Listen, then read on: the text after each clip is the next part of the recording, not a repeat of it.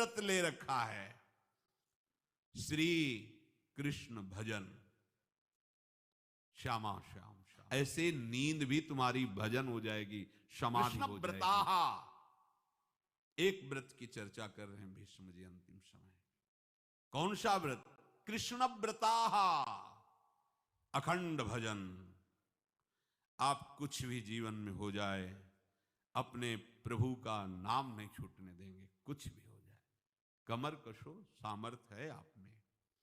प्रभु ने आपको आध्यात्मिक शक्ति से युक्त मनुष्य शरीर दिया है। ये साधन धाम मोक्ष कर द्वारा पाई न जे परलोक संभारा, मिला ही है। इसीलिए ये जो बातें बनाते हैं लोग, हमसे भजन नहीं, भजन में मन नहीं लगता, ऐसा वैसा, ये आप भोगों में सुख मानकर, स्नेह संबंधियों में सुख मानकर ऐसा बोल रहे हो। आप में पूरी सामर्थ्य है भगवत प्राप्ति करने के लिए। चाहे जो जहां भी जन्मा हो, मनुष्य शरीर पूर्ण भगवत प्राप्ति के लिए युक्त है, उसमें कोई कमी नहीं है। सब में भगवान ने ज्ञान शक्ति दी है। वो ज्ञान शक्ति भोगों के कारण आपकी ढक गई है। आपने अपने अध्यात्म शक्ति को जागृत न करके भोगों में रत होने के कारण वो सुषुप्त पड़ी है। आप सुप्त शक्ति को जागृत कीजिए।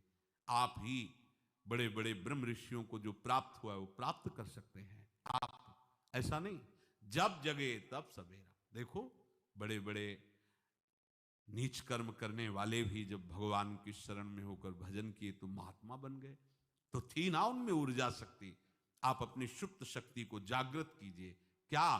कृष्ण व्रताः। आप एक व्रत लीजिए। क्या?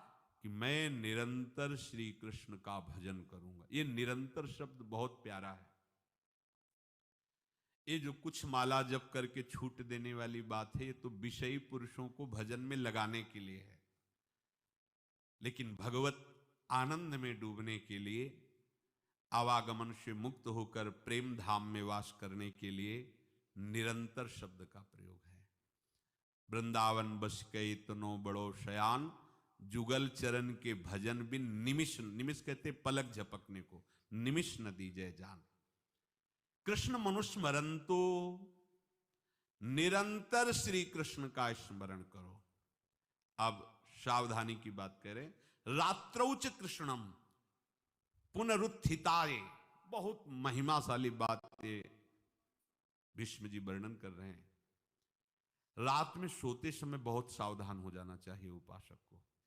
वैसे तो हर समय सावधान, पर सोते समय ऐसे सावधान होना चाहिए जैसे मृत्यु के समय योगी जन अपने सारे इंद्रियों को समेट लेते हैं और अपने स्वरूप में, अपने प्रीतम के स्वरूप में लगा देते हैं।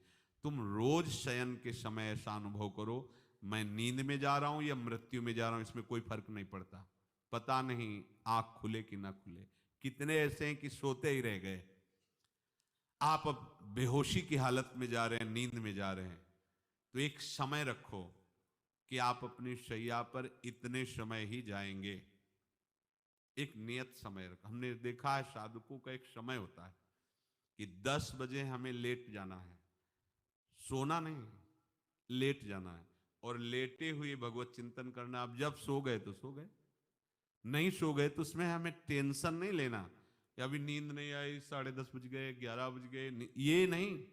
आंख मूंदी, मंत्राकार वृत्ति, तो बिना नींद की गोली के सो जाओगे। यह है ऐसा। भजन में मन लगाओ, सो जाओगे।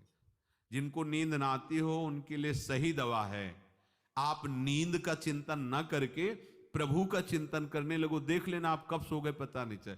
और अगर सौभाग्य से नींद ना आई तो नींद में जो इंद्रियों को पुष्टता मिलती है वो होता है संसार का विस्मरण। नींद में खास बात क्या होती है कि संसार का चिंतन छूट जाता है, फिर वो मस्त हो जाता है।